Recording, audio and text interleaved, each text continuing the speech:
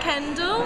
She organises the Social Melb coffee meetups that happen every Friday, and tonight was a special Social Melb dinner that we had at Organiser. Here we are.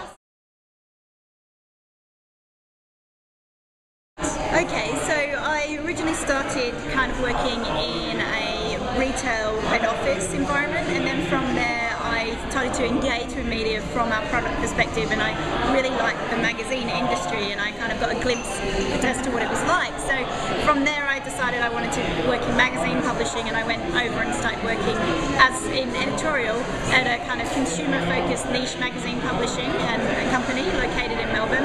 And then from there I went over to work at Niche Media, which was where I was most recently, and was working along the lines of marketing magazine, Macworld magazine, and desktop, and a few others as an editor to begin with, and then I moved on to be the digital director.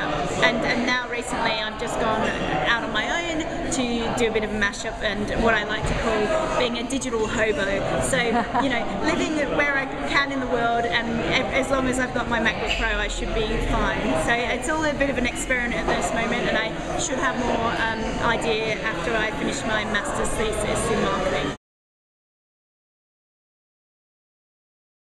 Okay, so I like to kind of think, yes, life is integrated and my interests are integrated, but really I kind of put my 9-to-5 existence was over here, and I was working in the online space, but then this passion kind of evolved around connecting to communities and audiences and chatting to people online, and I've kind of been a long-term forum user for many years, and I really liked that kind of vibe, and you know, going home and chatting to people that you didn't really know, it was anonymous, but you had fantastic relationships with, and you had like-minded interests and things like that. And so from there I really got into Twitter and other forms of social media, and then decided one day, because Sydney has a coffee mornings counterpart, which is fantastic, and I basically said, hey, Melbourne should have one too, and I just wrote a blog post and said, I'm going to be at this cafe on a Friday morning, 8 AM, meet me there if you dare, kind of thing.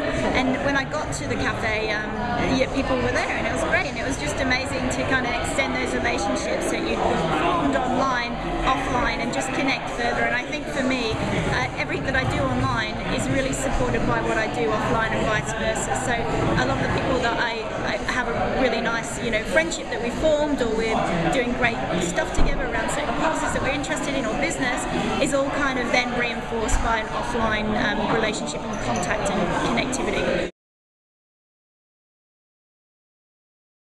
Well, it's actually fantastic, because I really feel that it's got an amazing community around people that are completely across industry. So the types of people you almost can't stereotype them, you can't go on their demographics alone. It's completely around the feel and the energy and the interest and participation in social media that kind of connects people. So on one hand you can get, you know, a 19-year-old agency junior who's just come out, or they're just doing a marketing degree or something, and then on the other hand you can get someone who's retired, but they're trying to use technology to engage with old age homes and nursing homes and things like that to use technology for good. And I think the premise is that everyone is trying to achieve something, or they're trying to make some sort of a change in the social media space, no matter how large or how small. So it really is about what we discuss, rather than it being a networking event for people who work in certain companies or in certain industries, or they have to come along, which is one of the fantastic things, because no one has to come along. It's, you know, to come along on a Friday morning at 8 AM involves willpower. So the people that you do get coming along are incredible individuals in their own right, who are trying to do something and make a difference, and you know, they are doing it. So it's incredibly energy giving.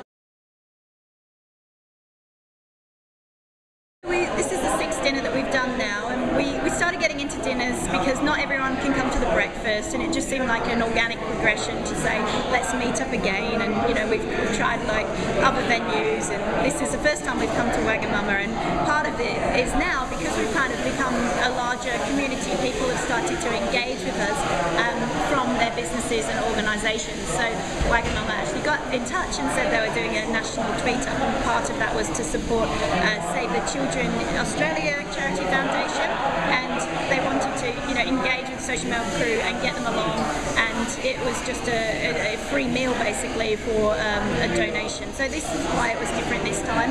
Last time we had another dinner, and someone again from a place called Mezzo Bar and Grill got in touch and wanted to have us along. So it's really a bit now, it's a bit user-led, it's a bit kind of hospitality-led, and it's all very agile and flexible. So it's basically no structure or format, and we'll just see how it goes.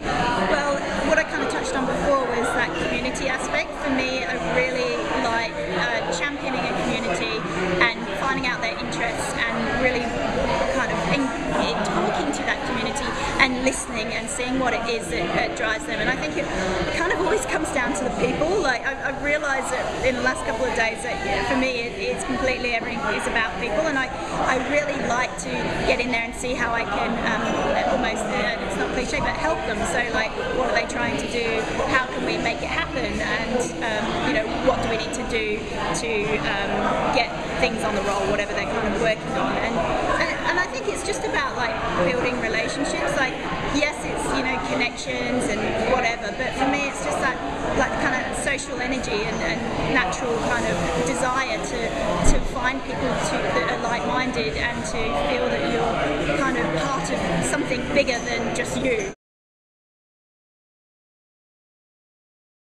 I think for one, Melbourne's it's basically a very cultural and savvy and technologically savvy city, and I think we have the infrastructure in place, and being Australia, being in a developed economy, that allows us to use technology in a certain way. And I think we're also open in terms of how we believe what we can do with technology. So, for instance, there's lots of people now that are entrepreneurs, or they have startups, or they're working from home and they have their own businesses. So part of that is being able to bring people together without physically actually bring them together, which is different from what an event like Social Melb is. But I think it's definitely driven by Australia's kind of digital economy interest, and also about how to do things. I think the trends are that it's slowly being solidified as a non-faddish, valuable entity that is definitely here to stay, and I think we're with that. And I think now when people first started engaging in social media, it was about trying to be everything to all people. It was about, let's just get every single network we can imagine, and you spread yourself very thinly. And now I think what people will start to do is focusing on a certain platform and really from that community aspect again start building everything that they can imagine out of that community, and really starting like that conversation. I know people say it is about a dialogue and yada yada, but really I haven't seen many people actually doing great social media stuff in terms of listening. It's quite still just talking at people, and I think people will start to have it integrated in every other form of digital. No, that's probably the hardest question you've asked so far. I've got a few things boiling at the moment, but I'm a strong believer in show, don't tell, so maybe in a couple of months, instead of me telling you what I'll achieve, I've achieved it and you'll be hearing about it. Right. Alright, thank you so much for your time, Kate. Thanks, Chloe. Thanks.